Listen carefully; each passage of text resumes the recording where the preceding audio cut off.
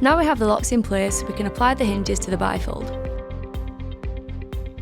Loosely put the first hinges on the bottom and fix into place 74mm from the bottom of the sash extension or 50mm from the bottom of the sash to the bottom of the hinge.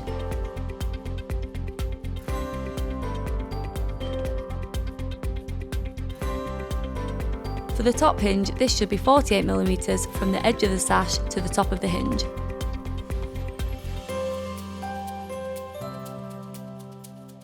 For the middle two hinges, we can do the same thing, making them equidistant from the top and bottom hinges. Repeat this entire process with the next sash.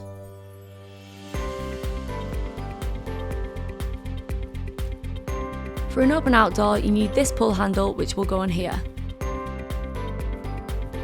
If the door is an open in, a single-sided pull handle will be attached here with a single hinge plate. Remember to add this before the sashes are together. And another hinge will need to be attached here.